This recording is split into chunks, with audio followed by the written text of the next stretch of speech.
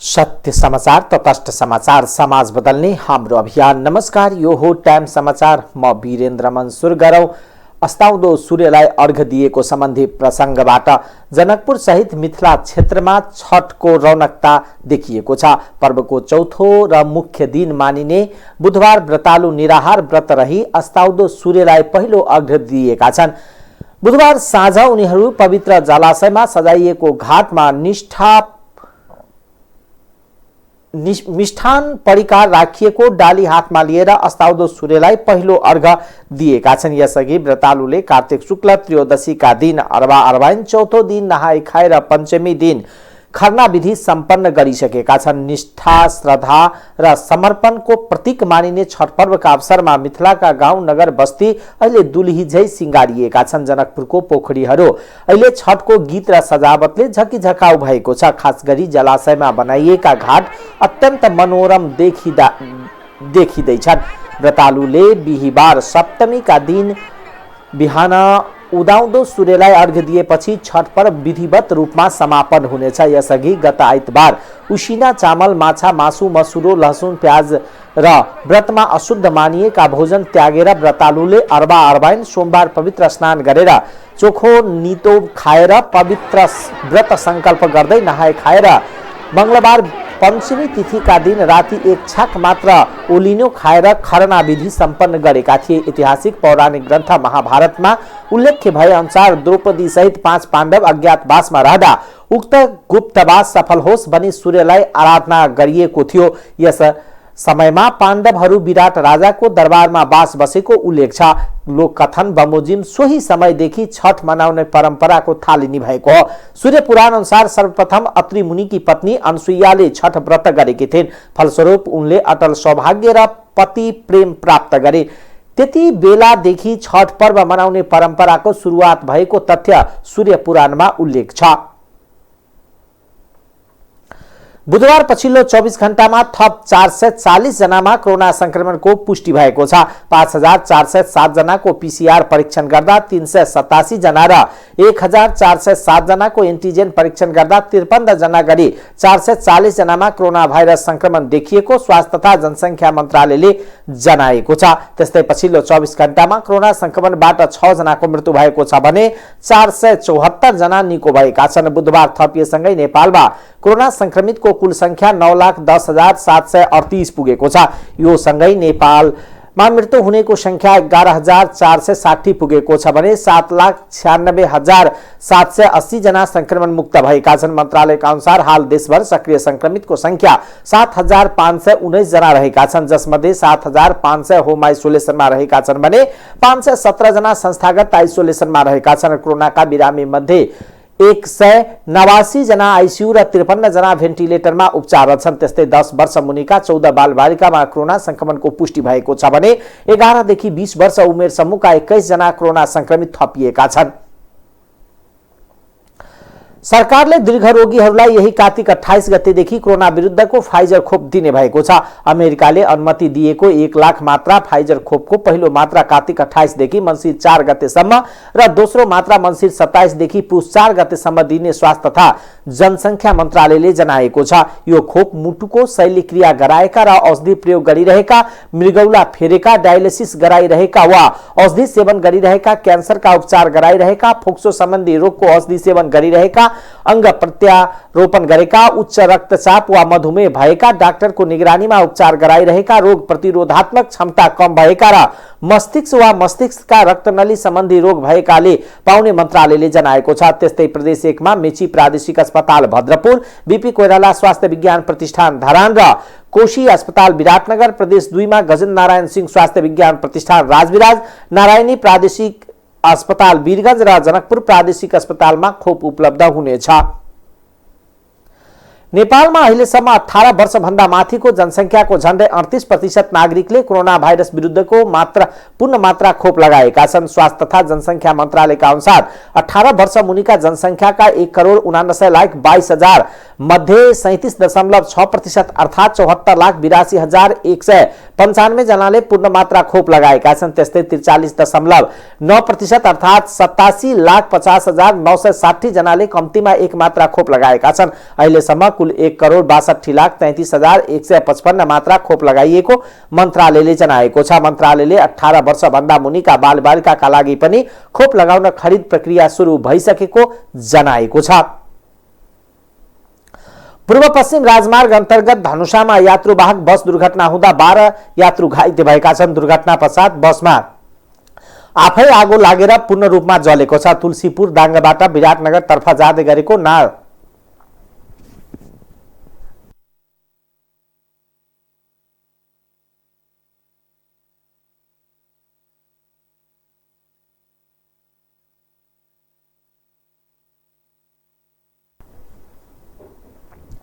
6ख7102 नम्बरको बस धनुषाको धनुषाधाम नगरपालिका 6 मालटोल स्थित बुधबार बिहान 8 बजे दुर्घटना भएको। बसमा सवार यात्रु मध्ये 12 जना घाइते भएका छन्। घाइतेको नाम ठेगाना र तत्काल खुल्न सकेको छैन। तर घाइते हुनेमा 7 जना महिला, 4 जना पुरुष र 1 जना बालक छन्। घाइते मध्ये 10 जनाको पुष्पलपुर स्थित एक निजी अस्पतालमा उपचार केन्द्रमा, 2 जनाको लालगढ स्थित मोडेल अस्पतालमा उपचार भइरहेको छ भने बाँकी यात्री सकुशल छन्। बस अनियन्त्रित भएर सडकबाट तल खसेर दुर्घटना भएको इलाका प्रहरी कार्यालय ढल्केबरका प्रहरी निरीक्षक प्रदीप सुवेदीले जानकारी दिनुभयो। बस पल्टेपछि तेलको ट्याङ्की फुटेर आगो लागेको हुन सक्ने प्रहरीको अनुमान छ। बसमा लागेको आगो ढल्केबर स्थित दंगा नियन्त्रण गणका सशस्त्र प्रहरी र इलाका प्रहरी कार्यालय ढल्केबर जनपद प्रहरीले बारुद यन्त्रको मद्दतले नियन्त्रणमा लिएको छ। आगोमा परि अधिकांश यात्रुको सामान समेत जलेर नष्ट भएको छ। जनकपुरबाट काठमाडौँको लागि छुटेको एक नाइट बस दुर्घटना हुँदा 2 जनाको मृत्यु भएको छ। अन्य 15 जना यात्रु घाइते भएका छन्। हेटौडा उपमहानगरपालिका वार्ड नम्बर 11 नवलपुरमा ट्रक र बस ठोकिएर दुर्घटना भएको हो। जनकपुरबाट काठमाडौँको लागि छुटेको ना 7ख876 नम्बरको बस र चितवनबाट हेटौडाका लागि छुटेको प्रदेश 20301ख5035 नम्बरको ट्रक गए राति 12:30 बजे ठोकिएको प्रहरीले जनाएको छ। दुर्घटनामा 2 जना पुरुषको ज्यान गएको जिल्ला प्रहरी कार्यालय मकवानपुरका प्रहरी नायब उपरीक्षक जयेश्वर रिमालले बताउनुभयो। हर हर महादेव बसमा धनुषाको खजुरी जटेही 3 कौडियाका यात्रु रहेको जनकपुर स्थित काउन्टरका अरुणले बताउनुभयो। सो दुर्घटनामा मृत्यु हुनेमा एक बस चालक पनि रहेको बताइएको छ। काठमाडौँ थानकोट बस्ने चालक सरोज विकको दुर्घटनामा मृत्यु भएको तथा अन्य 1 जनाको नाम नखुलेको जनाइएको छ। घाइते भएका 15 जनाको हेटौडाको विभिन्न अस्पतालमा उपचार भइरहेको छ। सोही दुर्घटनामा परि ट्रक चालक पनि घाइते भएका छन् र उनको प्रहरी निगरानीमा उपचार भइरहेको डीएसपी रिमालले बताउनुभयो। बस हर हर महादेव कम्पनीको रहेको जनाइएको छ। हर हर महादेव बस धनुषाको ग्रामीण भेगदेखि अन्य विभिन्न ठाउँमा सञ्चालनमा रहेको छ।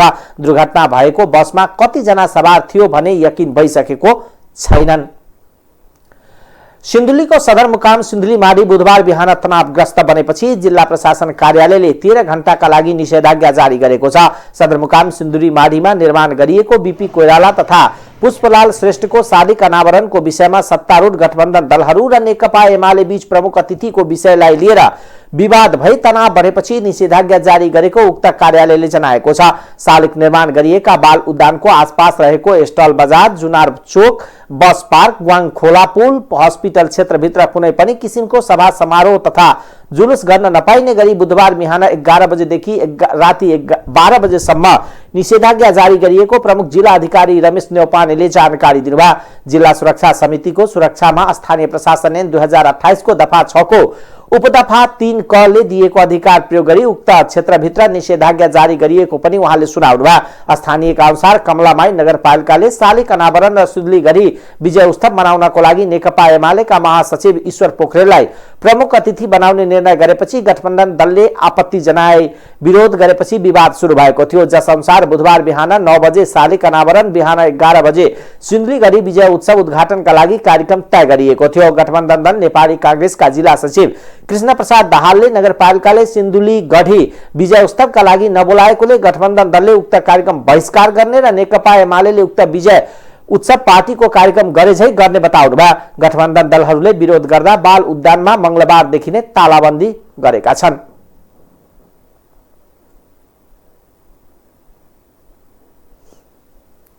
मकवानपुरको मनहरी गाउँपालिका 9 जयसिंह सडक खण्डमा प्रहरीले 122 केजी गाजा सहित 1 जनालाई पक्राउ गरेको छ।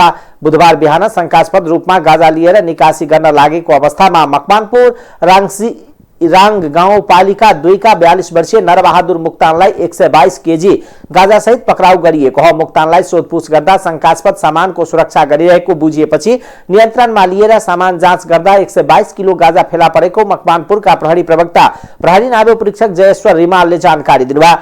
पक्राउ परेका मुक्तानलाई गाजासहित नियन्त्रणमा लिई थप अनुसन्धान प्रक्रिया अगाडि बढाइएको प्रवक्ता रिमालले बताउनुभयो। प्रधानमन्त्री एवं नेपाली कांग्रेसका सभापति शेरबहादुर देउवाले मुलुकमा जनता भन्दा ठूलो शक्ति अरु कोही नभएको उल्लेख गर्दै जनता नै देशको मालिक भएको बताउनु भएको छ। कांग्रेसका संस्थापक नेता गणेशमान सिंहको 107औं जन्म जयन्तीको अवसरमा बुधबार राजधानीमा आयोजित कार्यक्रममा उहाँले निष्पक्ष निर्वाचनका लागि निर्वाचन आयोग रहेको बताउनुभयो। फरक प्रसंगमा प्रधानमन्त्री देउवाले नेपालको संविधानले सामान्य अवस्थामा संसद भंग गर्ने व्यवस्था नगरेको उल्लेख गर्दै यो प्रावधान मुलुकमा राजनीतिक स्थायित्वको लागि राखिएको धारणा व्यक्त गर्नुभयो। नेपालको संविधान विश्वमै समावेशी भएको र यसले सबै वर्ग र समुदायको समावेशिताको व्यवस्था सुनिश्चित गरेको उहाँले बताउनुभयो।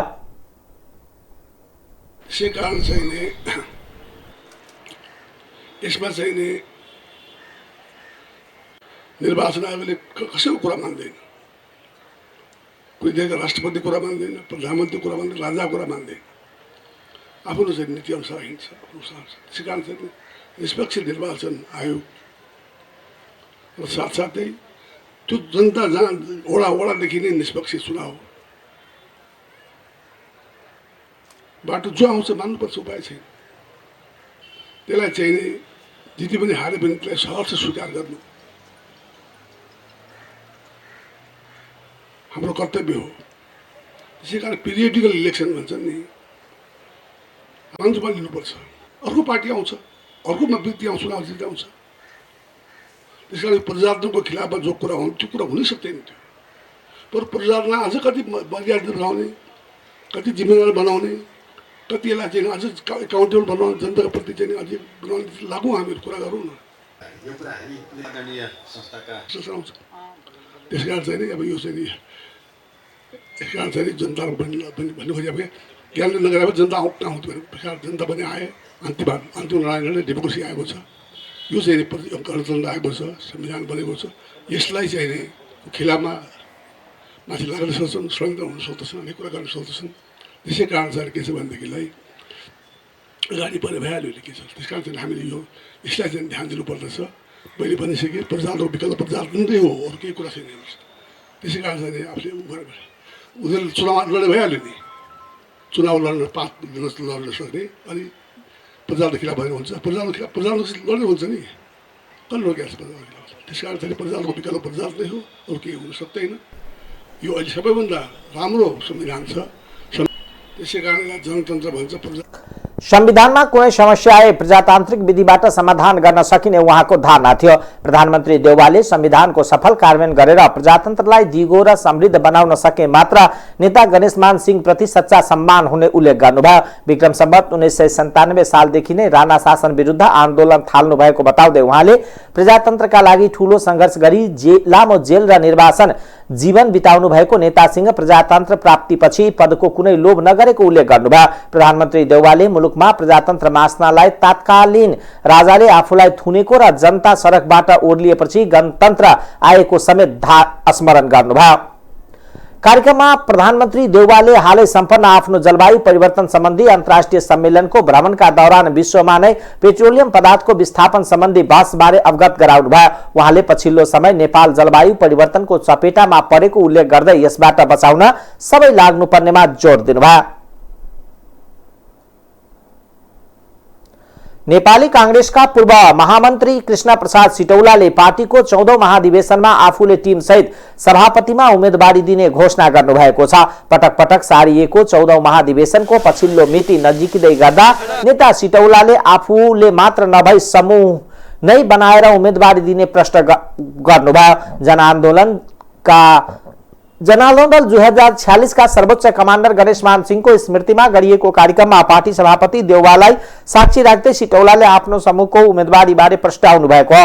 13औं महाधिवेशनमा पनि सभापति पदका उम्मेदवारी दिनुभएका सिटौलाले पहिलो चरणबाट बाहिरिएपछि दोस्रो चरणमा देउवालाई सघाउनु भएको थियो। आउँदो कार्यकालका लागि पनि सभापति उम्मेदवारी दिने घोषणा गर्नुभएको र आफ्नो विपक्षमा रहेकाहरू एकै ठाउँमा नउभिन भन्ने रणनीतिमा रहनुभएका देउवालाई सिटौलाको उम्मेदवारी घोषणा ठूलो सहयोगी बन्ने देखिएको छ।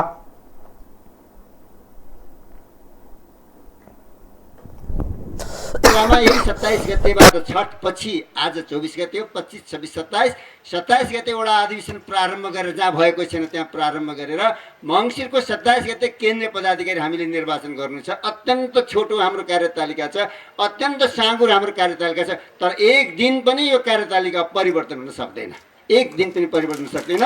यसलाई हामीले सफल बनाउनु छ, सबैले मिलेर प्रतिस्पर्धा गर्नु छ, स्वच्छ प्रतिस्पर्धा गर्नु छ, आन्तरिक लोकतन्त्रको अभ्यास दिल खोलेर गर्नु छ र प्रतिस्पर्धापछि पार्टीभित्र सम्पूर्ण एकता निर्माण गरेर पनि देशप्रति समर्पित पार्टीको रूपमा नेपाली काङ्ग्रेसलाई उतार्नुहुन्छ। यसका लागि तपाईँ सम्पूर्ण साथीहरू सफलता मिलोस्, प्रतिस्पर्धामा सफलता मिलोस्, प्रतिस्पर्धापछि पार्टीभित्र गर्ने सम्पूर्ण एकतामा तपाईँलाई सफलता मिलोस् भनेर म शुभकामना दिन चाहन्छु। र तपाईँहरूमा देशभरका तमाम नेपाली काङ्ग्रेस पार्टीका साथीहरू जुन अहिले महाधिवेशनमा तपाईँहरू प्रवेश गर्नुभएको छ, तमाम साथीहरूको आकाङ्क्षा पुरा हुन सकोस्, सबै साथीहरूलाई मेरो शुभकामना छ। यति भन्दै मेरो संस्थाका अध्यक्ष पछिल्ला दिनमा देउवासँग निकट देख्नुभएका सिटौलाले देउवालाई नै साक्षी राखेर आफ्नो उम्मेदवारी घोषणा गर्दा 13औं महाधिवेशनमा उहाँको शिविरबाट महामन्त्रीको उम्मेदवारी दिनुभएका नेता गगन थापा साथमा हुनुहुन्न। थापा यसपटक जसरी पनि सभापतिमा नयाँ अनुहार ल्याउनु पर्ने भन्दै देउवा इतर शिविरमा हुनुहुन्छ। सिटौलाले महाधिवेशनको कुनै तालिका पनि अब यताउता गर्न नपाइने बताउनुभयो। कार्यक्रममा सिटौलाले गणेश मानको आदर्शलाई निरन्तर अघि बढाउने प्रतिबद्धता पनि व्यक्त गर्नुभयो।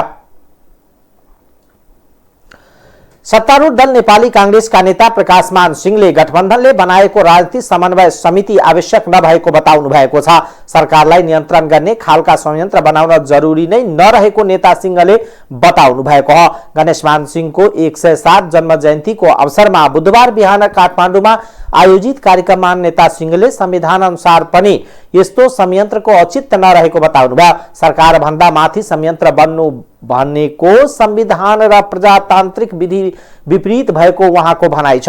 गठबन्धनको सरकार भए पनि राज्य सत्ता सरकारले चलाउने उहाँले बताउनुभयो। उच्च स्तरीय राजनीतिक समिति वा समन्वय समिति जे नाम दिए पनि सरकारलाई नियन्त्रणमा राख्ने खोज्ने नियत रहेको उहाँको भनाइ छ। उहाँले सर्वोच्च अदालतमा देखिएका गतिरोध अन्त्यका लागि सरकारले पहल गर्नुपर्ने बताउनुभयो। न्यायालयमा देखिएका समस्या त्यही भित्रबाट समाधान होस् भन्ने मात्र हुँदैन, सरकार यस विषयमा मुखदर्शक भएर बस्न नहुने नेता सिंहको भनाइ छ।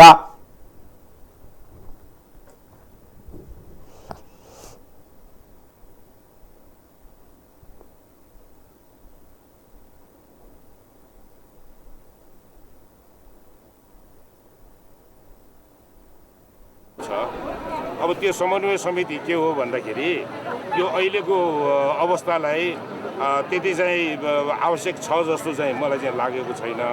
किन भन्दाखेरि यो त समन्वय समिति उच्च स्तरीय समन्वय समिति भन्नुहोस् जे भन्नुहोस् नाम चाहिँ दिए पनि यो त कम्युनिस्टहरूको चाहिँ कस्तो भन्दाखेरि यो चाहिँ सरकारलाई पनि कन्ट्रोल गर्नलाई त्यस्तो मेकानिजमको चाहिँ कन्सेप्टबाट चाहिँ अगाडि बढेको चाहिँ हामी चाहिँ देख्छौँ।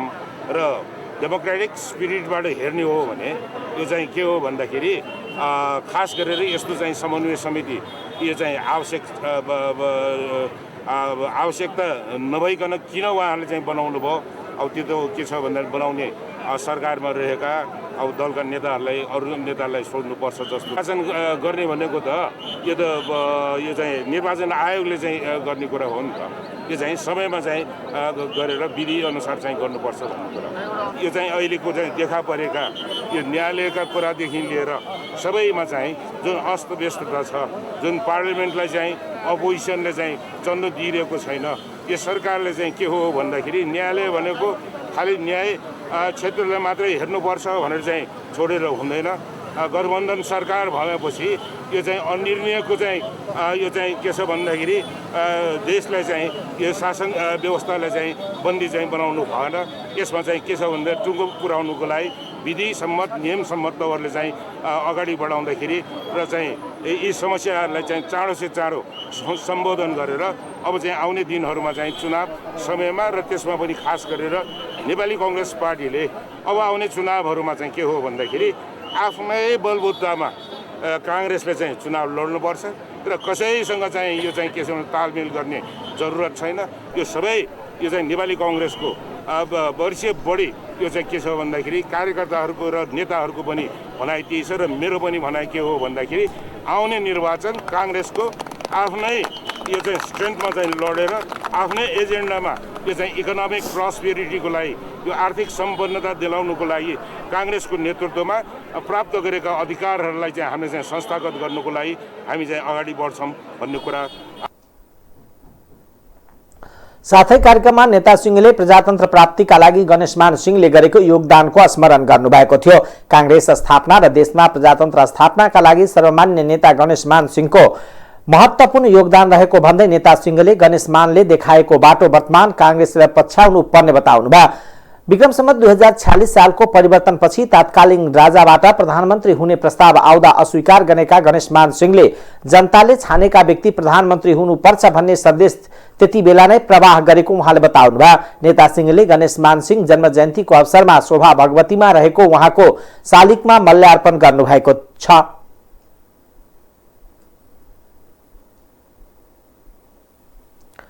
राष्ट्रपति विद्यादेवी भण्डारीले छठ पर्वको अवसरमा बुधबार अपराह्न काठमाडौँको कमल पोखरी पुगेर सूर्यलाई अर्घ्य दिई पूजा अर्चना गर्नुभएको छ।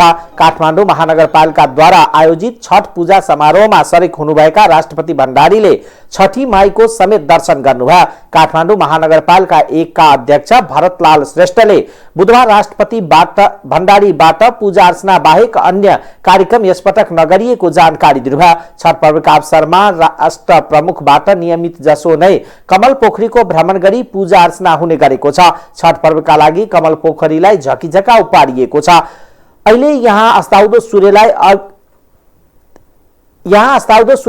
अर्घ दिएको छ। भौतिक पूर्वाधार निर्माण गरिएको र पोखरी समेत सफाई गरिएकोले यसपालि कमल पोखरी आकर्षक बनेको छ।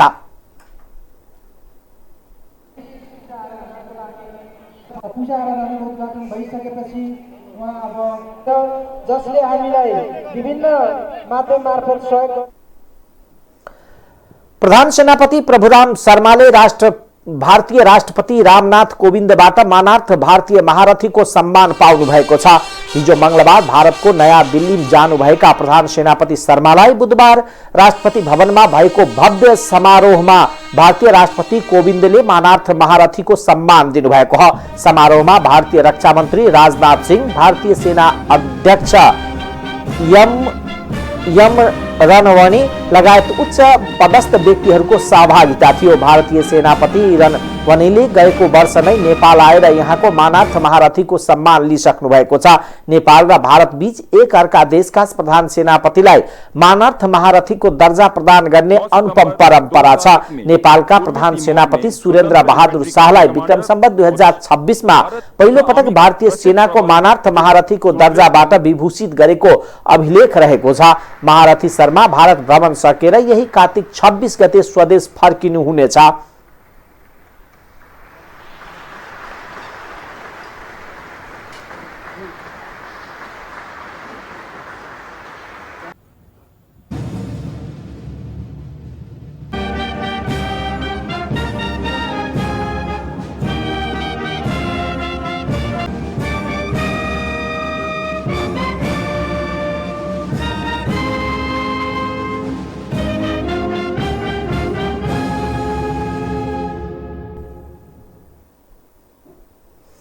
नेकपा एमाले पार्टीका सदस्यहरूलाई कम्तीमा 100 रुपियाँ पार्टीको खातामा जम्मा गरिदिन अपील गरेको छ।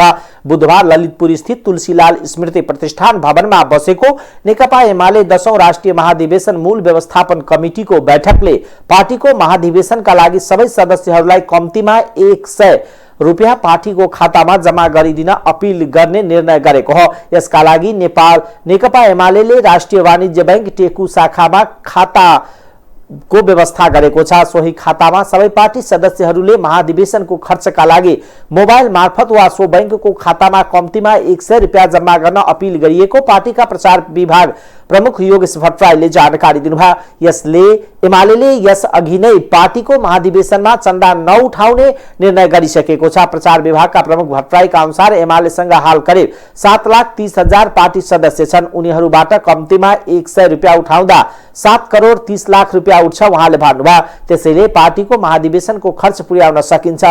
बैठकले पार्टीको महाधिवेशन सम्बन्धी सम्पूर्ण कार्ययोजना पनि परिमार्जन सहित पारित गरेको छ। यस अनुसार मङ्सिर 10 गते राष्ट्रिय महाधिवेशनको उद्घाटन अपराह्न 12 बजे चितवनको नारायणगढी स्थित नारायणी नदी किनारमा रहेको विशाल मैदानमा अध्यक्ष केपी शर्मा ओलीले गर्नुहुनेछ। उद्घाटन अवसरमा देशभरका पार्टीका शुभचिन्तक र समर्थकहरू सहभागी हुने एमालेले जनाएको छ। प्रचार विभाग प्रमुख भट्टराईले उद्घाटन समारोहमा कम्तीमा 5 लाख मानिस जन सहभागिता हुने र त्यसका लागि चितवन र त्यस आसपासका जिल्लाबाट जनपरिचालन गर्ने निर्णय पनि महाधिवेशन मूल व्यवस्थापन कमिटीले गरेको बताउनुभयो। थापा बादलज्यूको संयोजकत्वमा अध्यक्षतामा यो बैठक बसेको छ। यो मङ्सिर 10 गते 10औं राष्ट्रिय महाधिवेशनको उद्घाटन अपराह्न 12 बजे चितवनको नारायणगढ स्थित नारायणी नदीको किनारमा रहेको विशाल मैदानमा आयोजना हुनेछ। पार्टी अध्यक्ष कमरेडबाट राष्ट्रिय महाधिवेशनको उद्घाटन हुनेछ। विश्वका विभिन्न देशमा रहेका हाम्रा चाहिँ मित्र सङ्गठनहरू, भाइचारा सङ्गठनहरूलाई यो राष्ट्रिय महाधिवेशनमा निमन्त्रणा पठाउने निर्णय गरेको छ। पठाइ पनि सकिएको छ। प्रतिनिधिहरू सबै कार्तिक 27 गतेसम्म छानिनुहुन्छ र 30 गतेभित्र प्रतिनिधिको सम्पूर्ण विवरण पार्टी केन्द्रीय कार्यालयमा उपलब्ध गराउन निर्देशन गरिएको छ।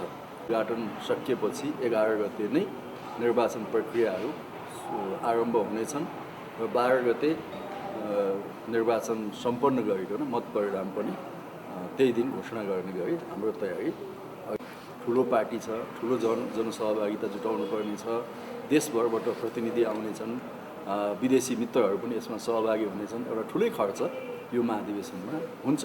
त्यसकारणले आजको व्यवस्थापन समितिको बैठकले प्रत्येक पार्टी सदस्यबाट रु 100 कम्तीमा पनि रु 100 महाधिवेशनको निम्ति खोलिएको खातामा अनलाइन सिस्टमबाट जम्मा गर्ने त्यो हामीले अपिल गरेका छौँ प्रत्येक पार्टी सदस्यबाट। आज बैठकले कार्तिक 30 गते भित्र महाधिवेशनका लागि चयन भएका प्रतिनिधिको सम्पूर्ण विवरण पार्टीको केन्द्रीय कार्यालयमा बुझाउने पनि सम्बन्धित कमिटीलाई निर्देशन दिएको छ। एमालेले यही कार्तिक 27 गते देशभर एकसाथ प्रतिनिधि छनौट गर्ने कार्यतालिका यसअघि नै सार्वजनिक गरिसकेको छ। महाधिवेशनमा देशभरका 1979 जना प्रतिनिधिहरू सहभागी हुनेछन्। महाधिवेशनको बन्द सत्र चितवनको सौराहामा हुनेछ। प्रतिनिधिहरूको लागि त्यही आसपासका लज, गेस्ट हाउसमा आवास र महाधिवेशन स्थलमै सामूहिक खानाको व्यवस्था गर्ने औपचारिक निर्णय गरिएको पनि प्रचार विभाग प्रमुख भट्टराईले बताउनुभयो। एमालेले महाधिवेशनको नेतृत्व चयनका लागि हुने निर्वाचनका लागि इलेक्ट्रोनिक भोटिङ सिस्टम प्रयोग गर्नेछ। बैठकले महाधिवेशनमा पोस्टर र भित्ते लेखन नगर्ने निर्णय पनि गरेको छ। इलेक्ट्रोनिक सञ्चार माध्यमहरूको प्रयोग गरेर महाधिवेशनको प्रचार प्रसार गर्ने निर्णय पनि बैठकले गरेको प्रचार विभाग प्रमुख भट्टराईले बताउनुभयो। बैठकले महाधिवेशनका लागि दक्षिण एसियाली राष्ट्रका सत्तारूढ दल र विपक्षी दलहरूलाई अनिवार्य रूपमा निमन्त्रणा गर्ने निर्णय पनि गरेको एमालेले जनाएको छ।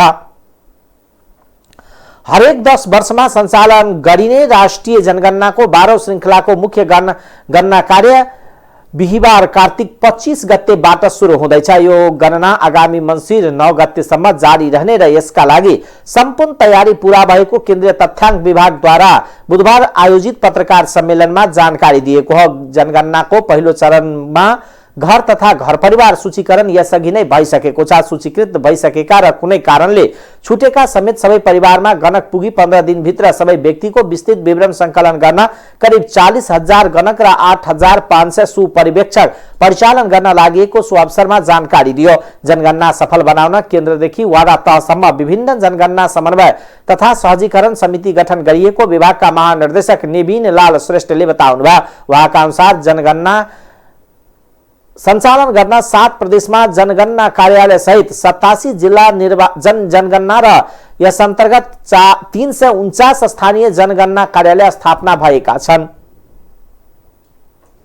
जनगणना कार्यक्रम सुरु हुनेछ। कार्तिक 25 देखि मङ्सिर 9 सम्म 15 दिनको कार्य अवधिमा हामीले सम्पूर्ण घर, सम्पूर्ण परिवार र सम्पूर्ण व्यक्तिहरूको गणना सम्पन्न गर्नुपर्ने हुन्छ। यस कामको लागि चाहिँ नि यहाँलाई जानकारी भएकै विषय हो, पहिलो चरणको सूचीकरण कार्य हामीले सम्पन्न गरिसकेका थियौँ र अब पहिलो चरणबाट प्राप्त सूचीकरणको लिस्ट र कुनै कारणवश पहिलो चरणमा छुटिएका घर परिवारहरूलाई समेत समावेश गर्ने गरिकन भोलिदेखि चाहिँ नि हामीले जनगणनाको मूल गणना कार्य सम्पन्न गर्न गइराखेका छौँ। अध्यक्षको अध्यक्षतामा वडा स्तरीय जनगणना सहजीकरण समिति पनि हामीले बनायौँ, सोही अनुसार अहिले काम भइराखेको अवस्था पनि छ, हुनेछ भन्ने विश्वास हामीले लिएका छौँ। र यो सँगै चाहिँ नि तथ्याङ्कको गुणस्तरीयतालाई राम्रो गर्नको लागि हामीले केन्द्रदेखि स्थानीय तह र सम्बन्ध पनि कर्मचारीहरू परिचालन गरेका छौँ र यसको चाहिँ नि तेस्रो पक्षबाट कसैले अनुगमन गर्न चाहेको अवस्थामा उहाँहरूलाई पनि हामीले स्वीकृति दिएको अवस्था छ। तर यदि त्यो पनि नगर्ने दोस्रो विकल्प त्यो पनि हुनै भएन। तेस्रो राम्रो विकल्प के हो भन्दाखेरि यसको लागि कुटनैतिक पहल जरुरी छ। हामीबाट त्यो काम भइ पनि राखेको छ र अघि यहाँलाई निवेदन गरे जस्तै राष्ट्रिय जनगणना सञ्चालन गर्नको लागि सबभन्दा उच्च स्तरमा चाहिँ हाम्रो राष्ट्रिय जनगणना निर्देशक समिति छ होइन। निर्देशक समितिमा छलफल भइसके पश्चात पनि हामीले परराष्ट्र मन्त्रालय थ्रु चाहिँ नि भारतीय सरकारसँग यी कुराहरूमा अगाडि काम छलफल भएको अवस्था पनि हो र यसको यो भइकन चाहिँ नि भारतीय सरकारबाट सहज आवत दिने र जनगणना गराउने अवस्था रह्यो भने हामी फिजिकली गएर त्यहाँ जनगणना गर्छौँ। त्यो विकल्प त्यो राम्रो विकल्प होइन। कारणवश चाहिँ गर्नु नसकेको अवस्था रह्यो भने चाहिँ त्यतिकै छोड्ने चाहिँ हुँदैन। कतिपय ठाउँमा जनगणना नभएको ठाउँमा केही इस्टिमेट गर्नुपर्ने पनि हुन्छ।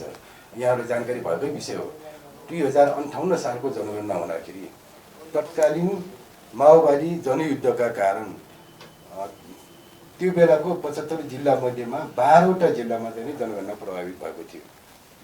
2,31,00,000 जनगणनाको विवरण सङ्कलन गर्नुपर्ने ठाउँमा हामीले 2,27,00,000 मात्र गर्न सक्यौँ। 4 लाखको अन्डर काउन्ट भयो डिटेल इन्फर्मेसन लिनलाई।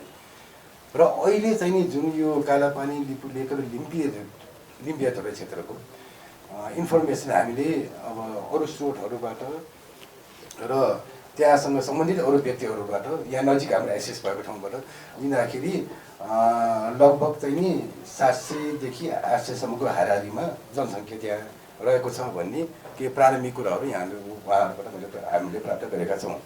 त्यति भइसकेपछि अहिले प्रविधिको विकास साह्रै राम्रो भएको छ र त्यो प्रविधिको विकास भनेको सेटेलाइटहरू युज गरिकन ती क्षेत्रहरूमा कति घर छ भन्ने त सजिलैसँग काउन्ट गर्न सक्छौँ र घर काउन्ट गर्न सकिसकेपछि र एउटा घरमा एभरेज चाहिँ परिवार करिब कस्तो रहेछ भन्ने ती विवरणहरू लिनु पनि हामीलाई गाह्रो हुँदैन। यसरी चाहिँ त्यहाँको चाहिँ नि केही अनुमान चाहिँ हामी निकाल्न सक्छौँ। त्यो अनुमान सहितको रिपोर्ट चाहिँ हामी चाहिँ नि प्रकाशन चाहिँ गर्नेछौँ। र 15औं आवधिक योजनामा हामीले जति इन्डिकेटरहरू राखेका छौँ 460 भन्दा बढी इन्डिकेटरहरू छन्। ती धेरै जस्तो इन्डिकेटरहरू चाहिँ यो जनगणनाबाट उत्पादित डेटाहरूबाट हामी त्यसलाई चाहिँ पुरा गर्नेछौँ। त्यो इन्डिकेटरहरूलाई पुरा गर्ने गरी हामीले क्वेसनरहरू बनाएका छौँ। त्यस्तै हामीसँग दीर्घकालीन सोच 2030 छ, त्यसमा 469 प्लस हाम्रो देशले उत्पादन गर्नुपर्ने इन्डिकेटरहरू छन्। त्यसमा पनि जनगणनाका डेटाहरूले यसलाई प्रशोधन गरेर फाइनल युटिलिटी गर्ने बेलासम्ममा हामीलाई त्यसले सहयोग गर्ने अपेक्षा गरेका छौँ। पूर्ण तयारी गरे हामीले। जनगणनाको फारममा 80वटा प्रश्नावली रहेका छन्। एक परिवारलाई प्रश्नावली भर्नका लागि औसतमा 20 मिनट समय लाग्ने बताइएको छ। यस क्रममा देशभरका 6,743 वडामा आधारभूत आर्थिक सामाजिक सेवा सुविधा पूर्वाधार र विपद अवस्थाको समेत जानकारी संकलन गरी सामुदायिक प्रश्नावली भरिने र यसबाट सम्पूर्ण वाडाको वास्तविक जानकारी पाउन सकिने महानिर्देशक श्रेष्ठले बताउनुभयो। एक प्रश्नको जवाबमा उहाँले कालापानी, लिपुलेक र लिम्पियाधुरा क्षेत्रमा जनगणना गर्न परराष्ट्र मन्त्रालय मार्फत भारतसँग कूटनीतिक तवरबाट पहल भइरहेको र सेटेलाइट प्रविधिबाट घरधुरी गणना गरी त्यसका आधारमा पनि जनगणना गर्न सकिने उहाँले जानकारी दिनुभयो।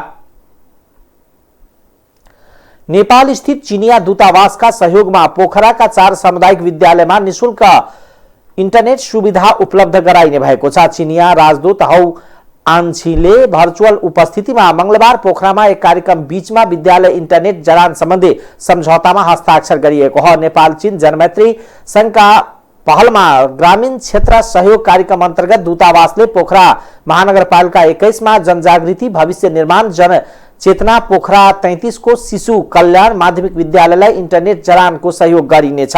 सम्झौतामा जन मैत्री संघ अध्यक्ष विश्व शंकर पालिखे र सम्बन्धित विद्यालयका प्रधानाध्यापकले हस्ताक्षर गरेका छन्। संघका अध्यक्ष पालिखेका अनुसार संघका प्रस्तावमा चिनिया दूतावासले पहिलो चरणमा 4 विद्यालयमा इन्टरनेट सुविधा प्रदान गर्नका लागि सहयोग गरेको हो। सम्झौता अनुसार विद्यालयले 1 वर्षको इन्टरनेट निशुल्क प्राप्त गर्नेछन्। यसैगरी सोलर प्यानल, सबै कक्षामा आवश्यक इन्टरनेट डिभाइडर लगायत उपकरण समेत प्रदान गरिएको उहाँले जानकारी दिनुभयो। पोखरा इन्टरनेटले उपलब्ध गराउने इन्टरनेट सेवाका लागि 4 विद्यालयमा गरी कुल 20 लाख लगानी भएको उहाँले जानकारी दिनुभयो।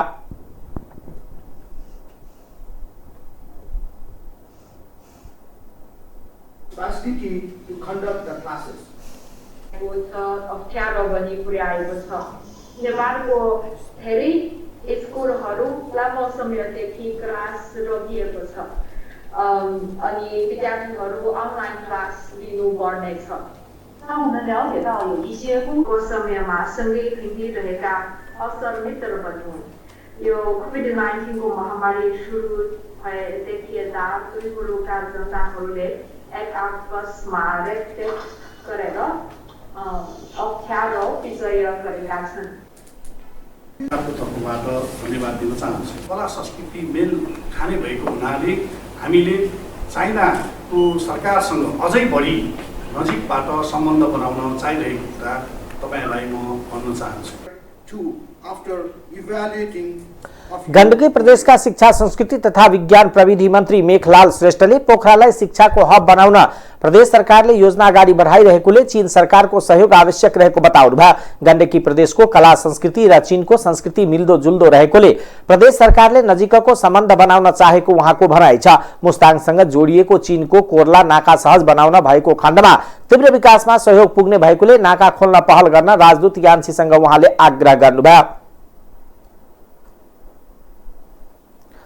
अब आर्थिक समाचार।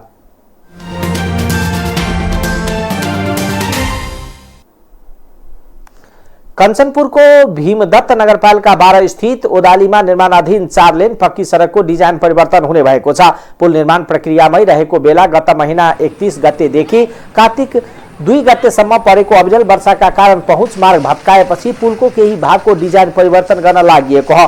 पुरानो डिजाइनमा पुलको नदी किनारको भेगदेखि पुल किनार भेगसम्म डुङ्गाको बाँध लगाउने भनिए पनि स्थानीयले डुङ्गा व्यवस्थापनमा विरोध गरेका कारण डुङ्गाको सट्टा आरसीसी को प्रयोग गर्ने गरी डिजाइन परिवर्तन गरिने लागिएको महाकाली पुल आयोजना कञ्चनपुरका सब इन्जिनियर दुर्गा दत्त अवस्थीले बताउनुभयो।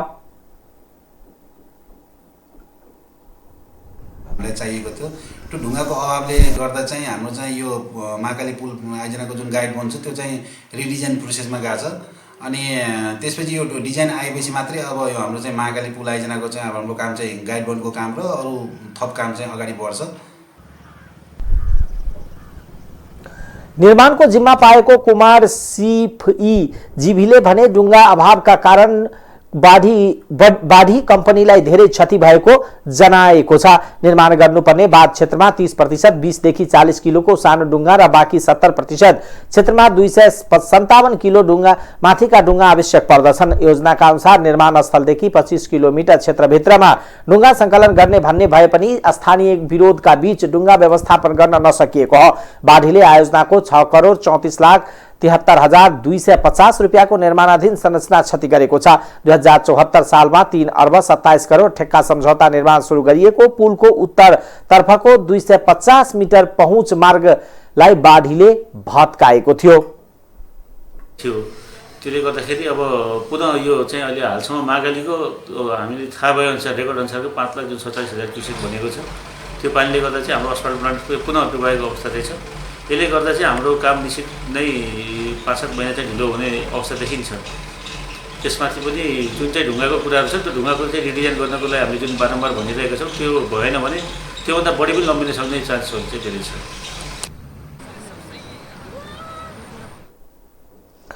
अब अन्तर्राष्ट्रिय समाचार।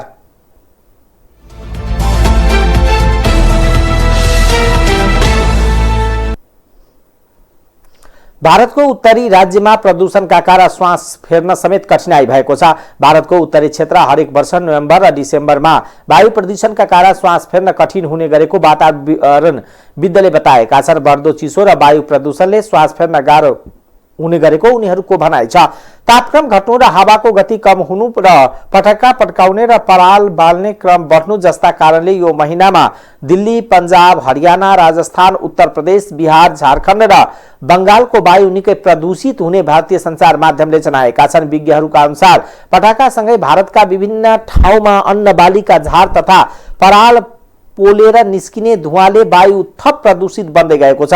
हरियाणा र पन्जाब राज्यमा किसानले हरेक वर्ष अन्नबाली भित्र्याएपछि खेतमा टुटा र खोस्टामा आगो लगाउने गरेका छन्। यस्तै दीपावलीमा पड्काइने पटाकाका कारण पनि वायु प्रदूषणले मात्रा बढ्ने गरेको छ। यसबाहेक निर्माण कम्पनी, यातायातबाट निस्किने धुवा लगायतका अन्य कारणले पनि प्रदूषण बढाएको छ। भारतको राजस्थानमा एउटा ट्याङ्कर टेलरले बसलाई ठक्कर दिँदा 12 जनाको ज्यान गएको छ। बडमेर जोधपुर राजमार्ग हाइवेमा 25 जना व्यक्ति सवार बसलाई ट्याङ्कर टेलरले ठक्कर दिएपछि बसमा आगो लागेको थियो। घटनास्थलमै प्रहरी भएकोले छिट्टै उद्धार भए पनि केही मिनटभित्रै 12 जनाको ज्यान गएको भारतीय सञ्चार माध्यमले जनाएका छन्। 10 जनालाई भने प्रहरीले जीवितै उद्धार गरेको छ। बसलाई गलत दिशाबाट आएको ट्याङ्कर टेलरले ठक्कर दिएको थियो। बच्न सफल रहेको यात्रुका अनुसार ट्याङ्कर टेलरले ठक्कर दिएको केही मिनटमै बस जलेर ध्वस्त भएको थियो।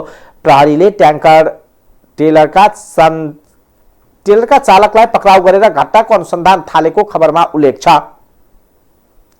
बंगलादेशका पूर्व प्रधान न्यायाधीश सुरेन्द्र कुमार सिन्हालाई राजधानी ढाकामा रहेको एक विशेष अदालतले 11 वर्षको जेल सजाय सुनाएको छ। ठगी र सम्पत्ति शुद्धिकरण सम्बन्धी अभियोगमा पूर्व प्रधान न्यायाधीश सिन्हालाई 4 र 7 वर्षको सजाय सुनाएको हो। उहाँले यी दुई मुद्दाको छुट्टा छुट्टै सजाय भोग्नु पर्नेछ। ढाकाको विशेष अदालतका एक न्यायाधीश शेख नजमुल आलमले यो फैसला सुनाउनु भएको थियो। पूर्व प्रधान न्यायाधीश सुरेन्द्र कुमार सिन्हा र अन्य 7 जनालाई नक्कली कागजात प्रयोग गरेर पहिलो फार्मर बैंक भनिने अहिले पद्मा नामक रहेको बैंकबाट 4 करोड टाका रकम हिनामिना गर्न संलग्न रहेको ठहर गरिएको छ। त्यो रकम सिन्हाको बैंक खातामा जम्मा गरिएको र अवैध रूपमा विदेश पठाइएको पाइएको थियो। श्रीलङ्कामा परेको भारी वर्षाका कारण मृत्यु हुनेको संख्या 11 पुगेको छ भने 7,000 मानिस प्रभावित भएका छन्। विपद व्यवस्थापन केन्द्रले मंगलबार जनाए अनुसार विगत 24 घण्टाभित्र पश्चिम मध्य श्रीलङ्काको केगालेमा सबैभन्दा बढी मृत्यु भएको छ। आगामी दिनमा अझ वर्षा र हावाहुरी चल्ने सम्भावना रहेकोले मौसम विज्ञान विभागले विभिन्न क्षेत्रमा रेड अलर्ट जारी गरेको थियो। साथै राजधानी कोलम्बो सहित 10 जिल्लामा पहिरो जान सक्ने चेतावनी पनि जारी गरेको थियो। हालसम्म 7,000 मानिस प्रभावित भएको र 796 घरमा आंशिक क्षति पुगेको विपद व्यवस्थापन केन्द्र डीएमसी का उपनिर्देशक प्रदीप कोडीपिलीले जानकारी दिएका छन्। श्रीलङ्काको नौसेनाले मौसम सम्बन्धी प्रकोपको अवस्थामा खोज र उद्धार कार्यका लागि बाढी प्रभावित क्षेत्रमा राहत टोली खटाएको जनाएको छ।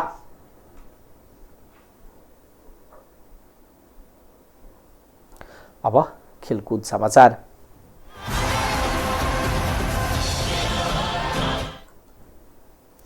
आईसीसी महिला टी20 विश्वकप एसिया छनौटको तयारीका लागि बंगलादेश भ्रमणमा रहेका नेपाली महिला क्रिकेट टोली बंगलादेश क्रीडा शिक्षण प्रतिष्ठान बीकेएसपी सँगको 3 टी20 अभ्यास सिरिज 2-1 ले जितेको हो। कप्तान रुबिना छेत्रीले घातक बलिङ गरेपछि बुधबार भएको तेस्रो र तथा अन्तिम खेलमा नेपालले बीकेएफसीलाई 7 विकेटले पराजित गर्दै सिरिज आफ्नो पक्षमा पारेको हो। पहिलो खेलमा नेपाल 24 रनले विजय भएको थियो भने दोस्रो खेलमा 5 विकेटले पराजित भएको थियो।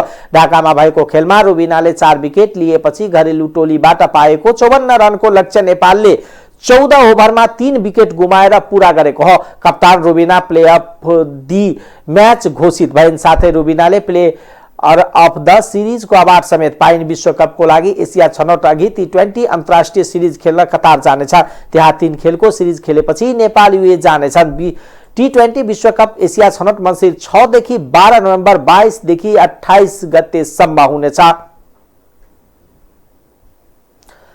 टाइम समाचार अहिलेको लागि यति नै। हेर्दै गर्नुहोला टाइम्स टेलिभिजन। नमस्कार।